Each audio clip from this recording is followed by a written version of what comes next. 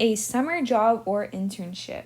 So, the summer between junior and senior year is a really great time to build your resume, get those extra hours in so you can have something to maybe write about for your personal narratives or to mention on your college applications. So, consider getting a summer job. Why finding a job in high school may be difficult. Experience. Since you are in high school, you are still young and you may lack the experience to go into a new workforce. Everybody lacks experience when they go into a workforce. It really just takes finding someone that's willing to take that and roll with it. Hours and scheduling. Due to being at school from 8 to 3, it may be a bit more difficult to find a job that needs you primarily in the afternoons. But keep in mind, I said difficult, not impossible, because I got a job in high school that worked me in the afternoons and weekends. And age requirements. So there are federal and state requirements for the age you must be in order to work. So look into that for your specific county, your specific state, whatever it may be, and look into the paperwork you may need to fill out if you are still a minor. So, advice for finding a job. Find companies that hire young people. Easiest way to find out if they hire young people, call and ask the company. So, go ahead and call. I'll use Baskin Robbins as an example. I'll be like, hi, I am interested in applying to Baskin Robbins, but I am a high school student, and I'm just wondering if you guys are willing to hire a high school student with my availability. And if they say yes, perfect, go ahead and apply. And some companies will say no, and that's totally okay. So just look for the ones that will hire young people, and you can look online. I know if you run a quick Google search and you just look up like jobs for teenagers or jobs for 17-year-olds or whatever, it will give you companies that are willing to hire you at a younger age. So consider volunteering instead of a job. Although sometimes you won't get paid, you will get experience that will look great on your resume, that will look great on college applications, and all of that. It will help build your resume, and remote options are available. At the end of this lesson, there is a document where I have linked some remote options for internships or volunteer work that you may be interested in applying for. So go ahead and check that out after the video. So check the rules for working as a student. As I mentioned earlier, check your local rules and regulations for employment as a minor, assuming that you are still one.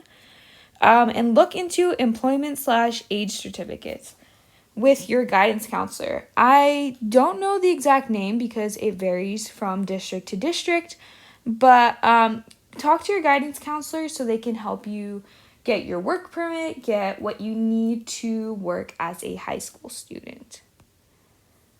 Write your resume. So keep your resume clean and easy to read. Keep important information on your resume and highlight important aspects. So you don't want to be giving someone a resume that's hard to read, maybe in a really bright yellow color or something like that. And you don't want to give it to them that it's missing important information like your phone number. How are they going to call you back if it doesn't have your phone number? Or your address. How are they going to know what city you live in? And make sure to highlight your important aspects. So if you're applying for a job as a music teacher and you know how to play 12 different instruments, then go ahead and highlight that. Be like, yeah, I play 12 different instruments. Kind of hype yourself up on your resume. Make yourself seem like a great candidate for the job. But don't lie on your resume. There'll be a video attached to this lesson that will also talk about writing your resume and some tips and tricks for writing it. Start your job search close to home. It sometimes might be easier to consider working for friends and family instead of a company because they do tend to be more flexible.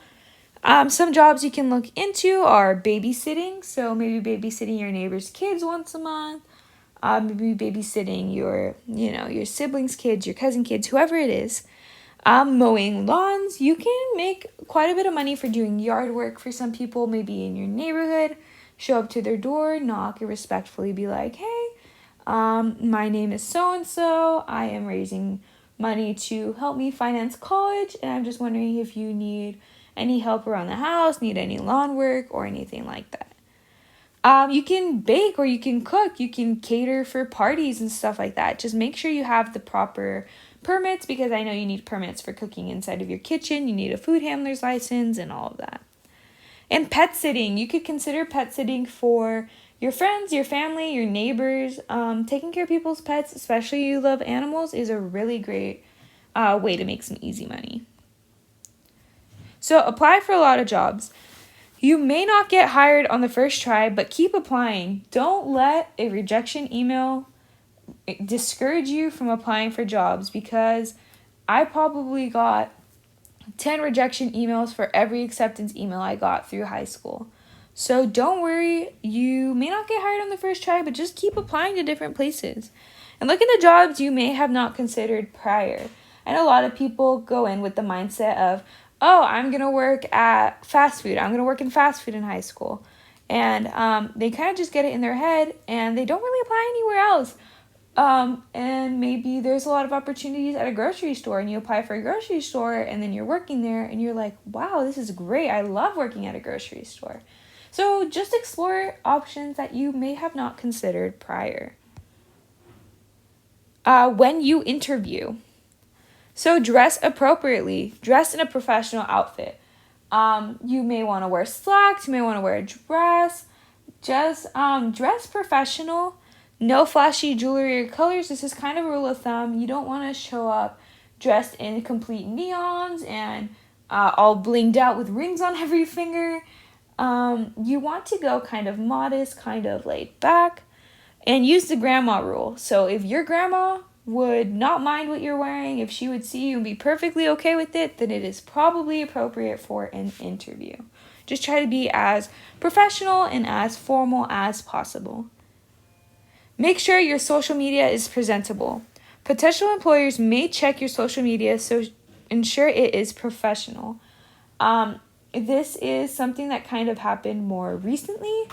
I think I was reading an article where it said that most employers now check people's social media before they hire them. So you want to make sure you are keeping that clean, keeping it appropriate, and just presenting yourself in a manner that you wouldn't mind your employer seeing. Practice interview skills with your family. So have your family or friends conduct a mock interview. Have them ask you questions. Have them talk to you, review your resume, sit you down, practice a handshake, whatever it may be. Doing a mock interview honestly not only helps you better prepare, but helps you with your nerves, kind of helps you calm down a little bit, makes you feel a bit more confident in your skills as an interviewee. So thank you. If you have any questions, please feel free to reach out to me. My name is Julie Gomez, and my email is shown on the screen.